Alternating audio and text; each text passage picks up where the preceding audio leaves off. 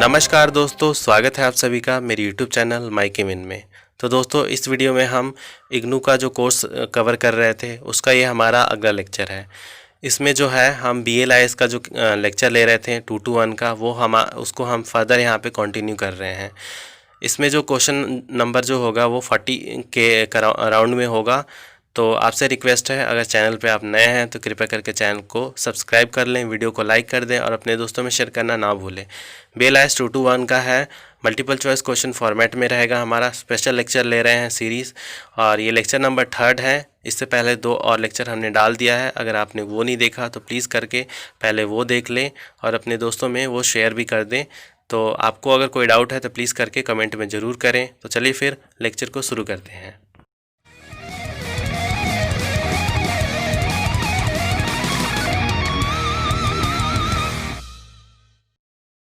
तो आज का जो हमारा टॉपिक है वो है हमारा BLIS 221 का मल्टीपल चॉइस क्वेश्चन को हम इसमें डिस्कस करेंगे। स्पेशल लेक्चर ले रहे हैं हम लोग अक्टूबर एग्ज़ाम के लिए। लेक्चर नंबर 3 है। इससे पहले 2 और लेक्चर डल चुके हैं, अगर आपने वो नहीं देखा तो प्लीज़ करके पहले वो देख लें। नंबर ऑफ़ क्वेश्चन जो है इसमें 40+ होगा, तो आप देख लें। उससे पहले हमने 2 और लेक्चर डाले हैं, उसमें भी काफ़ी सारे अमाउंट ऑफ हमने बल्क में क्वेश्चन डाले हैं। तो 221 का आई थिंक आप लोगों को मतलब क्लियर हो रहा होगा, बट फिर भी अगर कोई डाउट हो तो प्लीज़ करके आप कमेंट में ज़रूर बताएं। और अगर आपको क्लासेस की ज़रूरत पड़ेगी तो आप वो भी बता दें, हम उसको भी लेके आएंगे। और आज एक शाम को एक और लेक्चर डलेगा 228 का, तो उसको भी देख लें आप लोग। 228 का अब हम उसको भी शुरू कर रहे हैं साथ में, और 226 228 और ये कंप्लीट हो जाए फिर हम दोबारा से फिर 221 से शुरू करेंगे फिर, क्योंकि आपके एग्ज़ाम भी आने वाले हैं। अब तो बिल्कुल टाइम भी नहीं है हमारे पास, 15 दिन मुश्किल से 10-15 दिन है। तो अब आप लोग सीरियस हो जाएं प्लीज़ करके। तो चलिए फिर शुरू करते हैं आज के लेक्चर को। तो फर्स्ट क्वेश्चन जो है हाँ, इसमें जो इससे पहले जो हमने 50+ वाला जो लेक्चर लिया था उसमें काफ़ी सारे जो टर्म्स थे वो इससे काफ़ी मिलते जुलते हैं। तो मैं आपसे इसमें बहुत सारे आपको होमवर्क देने वाला हूँ। लास्ट टाइम मैंने दिया था, बट आप लोगों ने एक भी बंदे ने, किसी ने एक मतलब जवाब नहीं दिया। बहुत बुरा लगा कि हम आप के लिए इतना मेहनत करते हैं, आप थोड़ा सा भी मतलब अपने लिए एफर्ट नहीं कर सकते कि आप एक क्वेश्चन का तो कम से कम जवाब दे देते हैं। या फिर आप देख ही नहीं रहे हैं लेक्चर को सीरियस होके, सिर्फ PDF ले रहे हैं आप लोग। तो ये बहुत गलत बात है। आप लोग प्लीज़ करके थोड़ा सीरियस हो जाएं, देखें आप लोग के लिए ही कर रहे हैं। आपको अगर खुद के लेवल पे आप सॉल्व करोगे चीज़ों को तो आपको अच्छा लगेगा। वैसे भी पूरा थोड़ी ना आपको देते हैं, 2-3 क्वेश्चन ही दिया था हमने। तो इस बार भी आपको क्वेश्चन देंगे, और आपसे रिक्वेस्ट है प्लीज़ करके कमेंट में उस क्वेश्चन का ज़रूर आंसर दें आप लोग। तो पहला क्वेश्चन है, which is the right and responsibility of RTI, choose the correct option. कौन सा जो राइट एंड रिस्पॉन्सिबिलिटी है RTI का इन ऑप्शन में से। तो पहला है, every person right to request information from the government and even private bodies in some cases.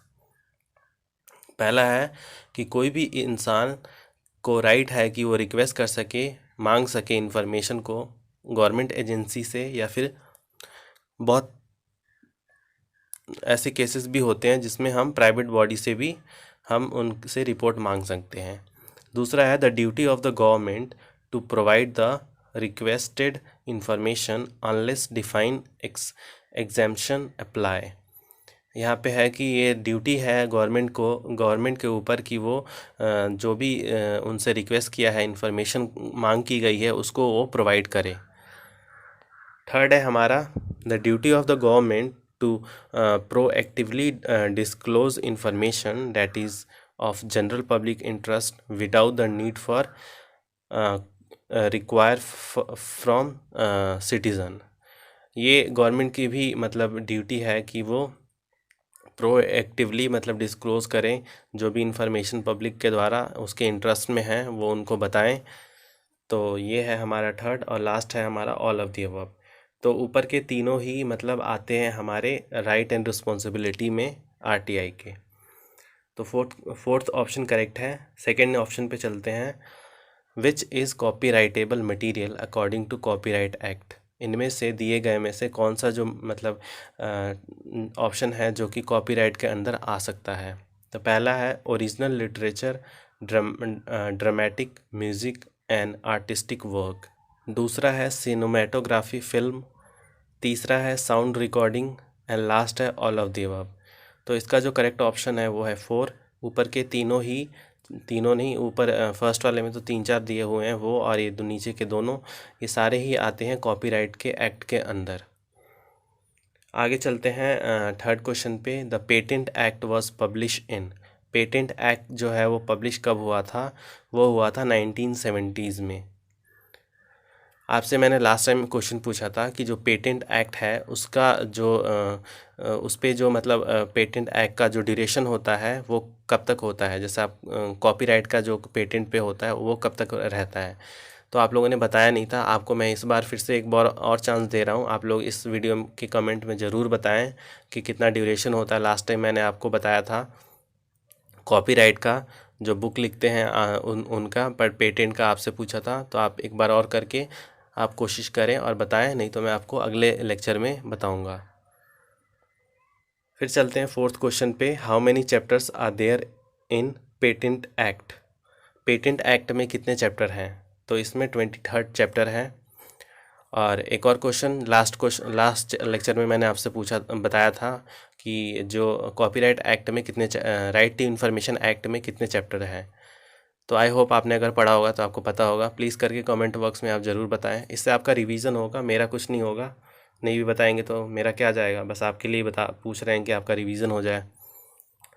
और जिन बच्चों को मतलब थोड़ा डाउट होगा तो उनका भी डाउट क्लियर हो जाएगा। तो आप लोग एक तरह से हेल्प ही कर रहे हैं अपना और दूसरों का भी। तो प्लीज़ करके कमेंट ज़रूर करें। आगे क्वेश्चन है, which sector of utility of patent act is given.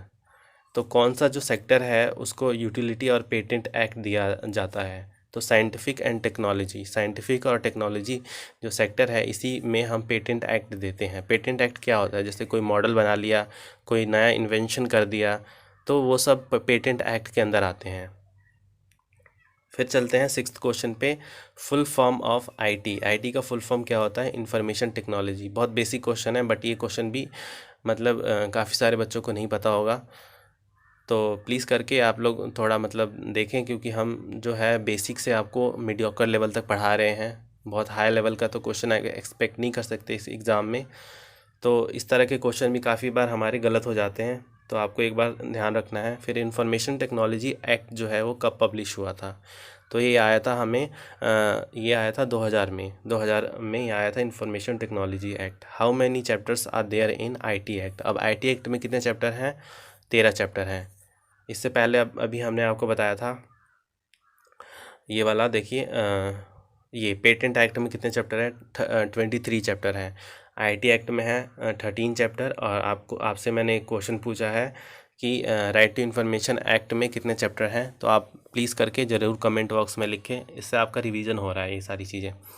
Full form of UBC. UBC का फुल फॉर्म क्या होता है? यूनिवर्सल बिब्लियोग्राफिक कंट्रोल, बहुत इंपॉर्टेंट है।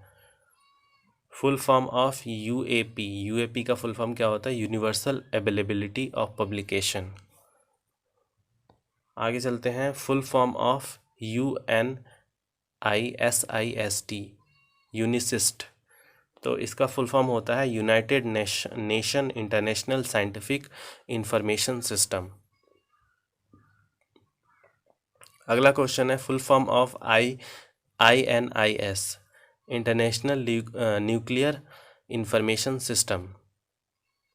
13th क्वेश्चन है, full form of FID। FID का होता है international federation for information and documentation.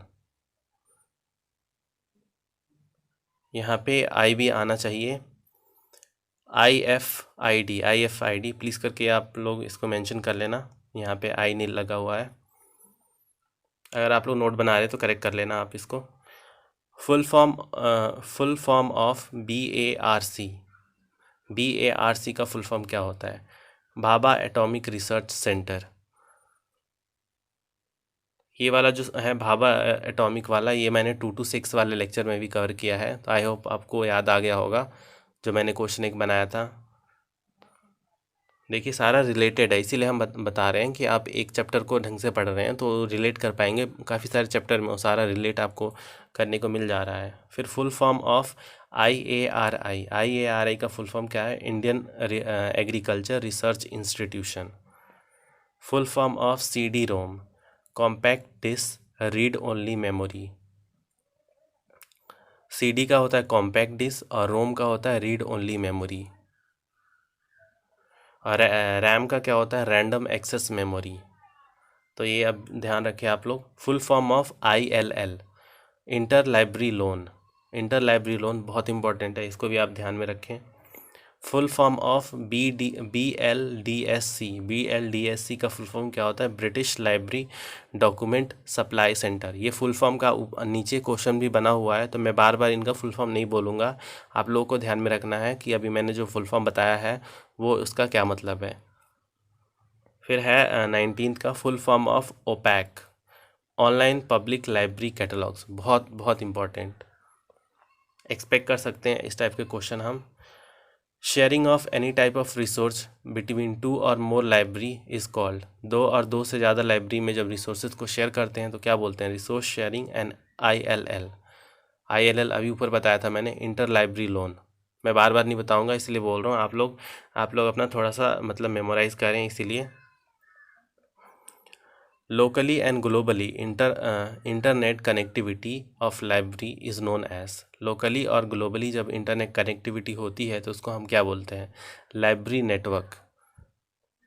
आगे चलते हैं 22nd क्वेश्चन पे। Protocol use on the internet for exchange of file is called. जो प्रोटोकॉल यूज़ करते हैं इंटरनेट पे जब हम एक्सचेंज करते हैं फाइल को तो उसको हम क्या बोलते हैं? File transfer protocol, FTP, file transfer protocol. आगे चलते हैं 23rd क्वेश्चन पे। 2 or more library come together to form and work together is called dash. 2 और 2 से ज़्यादा लाइब्रेरी जब साथ में आके काम करती हैं तो उनको क्या बोलते हैं? Library consortia. बहुत इंपॉर्टेंट है, बहुत ज़्यादा इंपॉर्टेंट है, इसको तो आप लोग याद ही रखना। फुल फॉर्म ऑफ UGC बहुत सारे लोगों को पता है, हमारा एग्ज़ाम भी UGC ही करवाता है, मतलब UGC के अंडर गाइडलाइन के हिसाब से ही होता है, तो इसको तो पता ही होना चाहिए आप लोगों को। University grant commission. Full form of INSDOC, Indian national scientific documentation centre. Full form of NISSAT, national information system for science and technology. Service of INFLIBNET का सर्विस क्या है? तो देखिए, इनफ्लिबनेट मैंने आपको लास्ट वाले जो हमने 50 क्वेश्चन जब डिस्कस किए थे 50+ वाले, उसमें मैंने सारे इनफ्लिबनेट ये सारे मैंने आपको कवर करवाए थे। तो आप प्लीज़ करके आप मेमोराइज करें और कमेंट बॉक्स में बताएं कि इनफ्लिबनेट का फुल फॉर्म क्या होता है। तो इसका जो सर्विस जो प्रोवाइड करता है वो है ILL अभी मैंने 2 बार बता दिया ऊपर, इंटर लाइब्रेरी लोन। फिर OZA, open general access system, SOUL, soul software of university library, and last है ऑल ऑफ दी अबव। तो जो सर्विस जो प्रोवाइड करता है इनफ्लिबनेट, वो इन सबको सारा ही इसके अंडर में आता है। आगे चलते हैं 28 क्वेश्चन पे। Database of INFLIBNET is. Database जो है इनफ्लिबनेट का वो क्या क्या है? तो ये है Shodhganga, Shodh Gangotri, Infonet and all of the above. तो ये सारे ही इनफ्लिबनेट के डेटाबेस हैं। डेटाबेस क्या होता है? डेटाबेस वो होता है जहाँ पे बहुत सारे डेटा स्टोर होते हैं। आगे चलते हैं 29th क्वेश्चन पे। फुल फॉर्म ऑफ USMARC का फुल फॉर्म क्या होता है? United nation mechanical readable catalogues, machine readable catalogues. बहुत इंपॉर्टेंट है, इसको भी आप याद रखें। आगे चलते हैं 30th क्वेश्चन पे। फुल फॉर्म ऑफ UNIMARC का फुल फॉर्म क्या होता है? Universal machine readable catalogues by IFLA का भी मैंने बताया था, प्लीज़ करके कमेंट बॉक्स में ज़रूर बताएं, क्योंकि लास्ट लेक्चर में ही मैंने लिया था। आप लोगों को भी मतलब वो याद रहना चाहिए, क्योंकि क्वेश्चन जो है रिलेट करता है, तो प्लीज़ करके आप कमेंट में ज़रूर बताएं। फुल फॉर्म ऑफ इफ़ला, अब देखिए अभी ऊपर इफ़ला का आया था, मैंने आपको बताया, और यहाँ पे क्वेश्चन भी आ गया उसका। International federation of library association, बहुत ज़्यादा इम्पोर्टेंट है, इसको तो याद ही रखें। फुल फॉर्म ऑफ CCF, ये भी बहुत इम्पोर्टेंट है, common communication format, common communication format है CCF का। फिर लाइब्रेरी कंसोर्टिया इन इंडिया, अब यहाँ पे कुछ लिस्ट है जिन्होंने लाइब्रेरी कंसोर्टिया जो है उन जो कि इंडिया में मतलब है, जितनी भी लाइब्रेरी कंसोर्टिया हैं उनका मैंने लिस्ट यहाँ पे दे रखा है। तो इससे आपके मतलब देख लीजिए जितने भी होंगे ये सारे एक तरह से आपके क्वेश्चन के रूप में हैं। तो ये 40+ नहीं है, अगर मैं इन सबको काउंट कर दूँ तो ये 60+ हो जाएंगे। तो पहला है Indian digital library in engineering science and technology, step by MHRD, और ये Indian digital library in engineering science and technology. अब MHRD का आप बताना कि इसका फुल फॉर्म क्या होता है।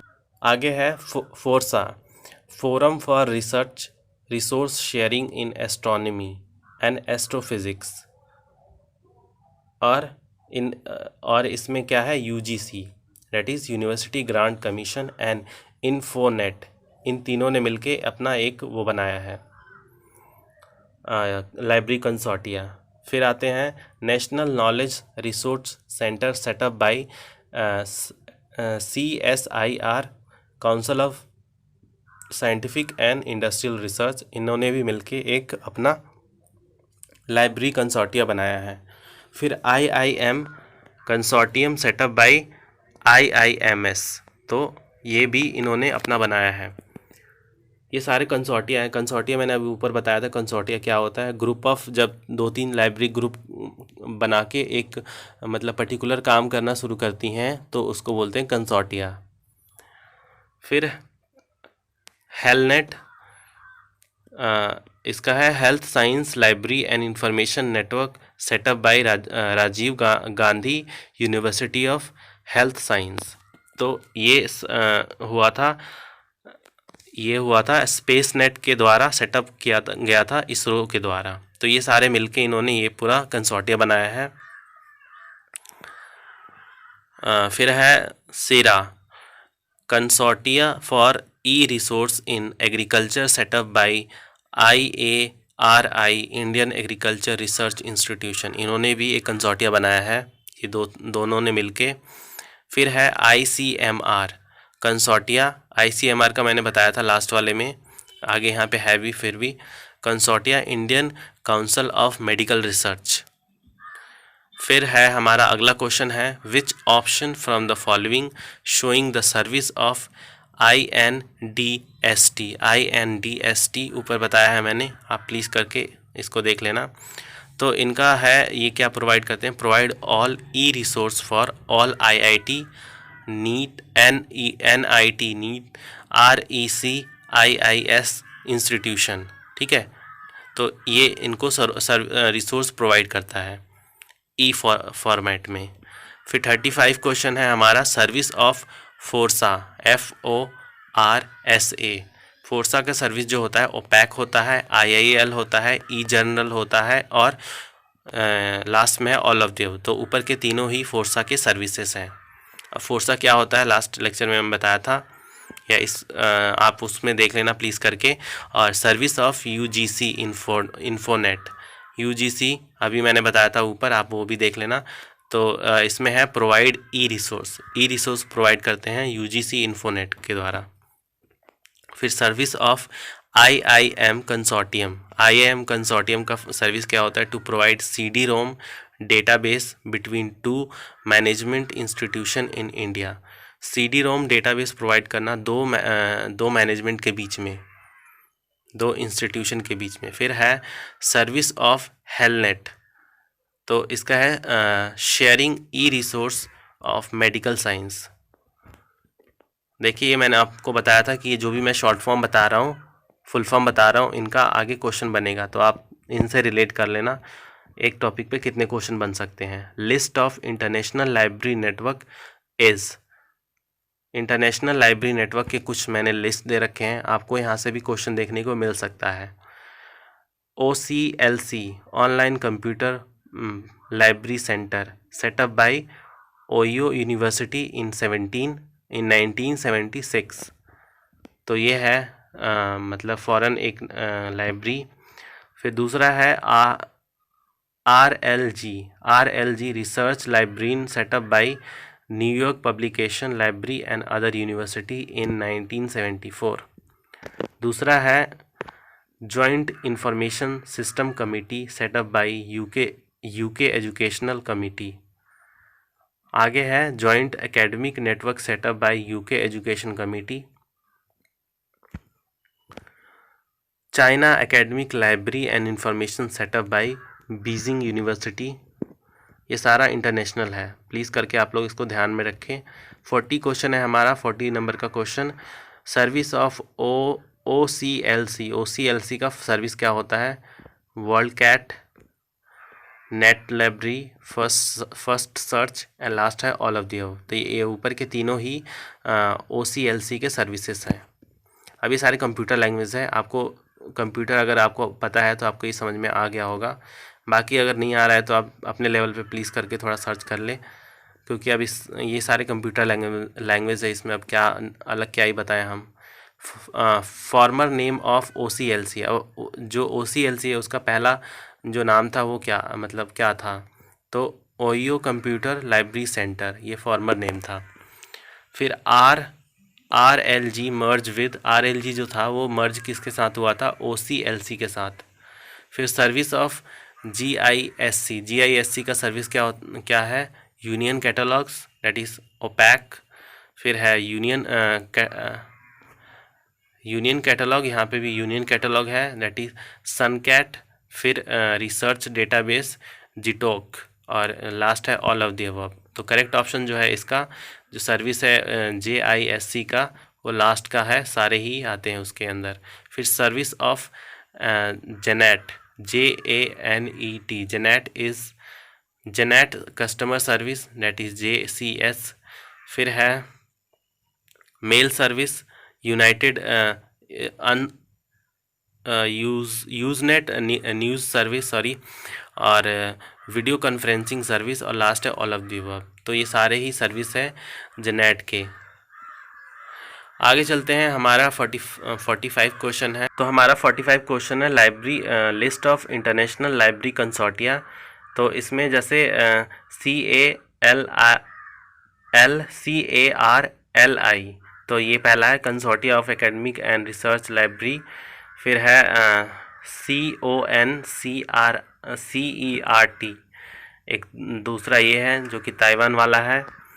फिर है हमारा SANLIC, south Africa national library and information consortium. फिर है CURL, that is consortium of university research library. फिर है हमारा EIFL, electronic information and libraries. ICOLC, international collision of library consortium. और ये हमारा लेक्चर था जिसमें 45 क्वेश्चन हमने डिस्कस किए हैं।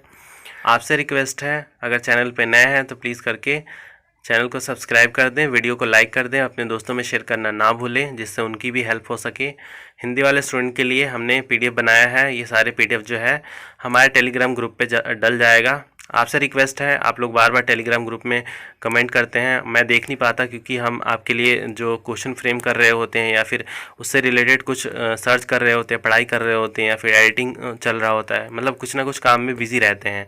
तो इसीलिए हर कमेंट का मैं रिप्लाई उसी वक्त नहीं दे पाता, पर जब भी मैं रात को ऑनलाइन आता हूं तो आपको उस टाइम PDF भी मिल जाएगा, और आपको उस टाइम में आपका अगर कोई क्वेश्चन है, बहुत सारे अगर कमेंट आते हैं तो डेफिनेटली वो दब जाता है आपका कमेंट, तो कोई कमेंट नहीं रिप्लाई कर पाता। तो प्लीज़ करके आप लोग माइंड ना करें, और थोड़ा कमेंट होता है, अगर यूज़फुल कमेंट होता है तो डेफिनेटली मैं उसको करता हूँ। बाकी आप लोग आपस में अगर एक दूसरे का हेल्प कर सकें तो प्लीज़ करके आप एक दूसरे का हेल्प कर दिया करें। जो कोई बच्चा नया है ग्रुप पे तो उसको कुछ जानकारी प्राप्त करनी है, मैं क्योंकि हर वक्त उसमें ऑनलाइन नहीं आ पाता हूँ, कुछ काम वाम कर रहे होते हैं आपसे वीडियो से रिलेटेड बनाने के, पढ़ाई के रिलेटेड, तो इसलिए बार बार रिप्लाई भी नहीं कर सकते। नेट हमारा ऑफ़ करके हम सारी चीज़ें करते हैं ताकि डिस्टर्बेंस ना हो।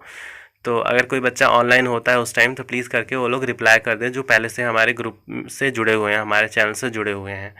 तो ये था हमारा आज का लेक्चर 2 to 1 का लेक्चर नंबर 3। और आपसे मिलते हैं फिर आप अगले लेक्चर में, लेक्चर नंबर 4 में।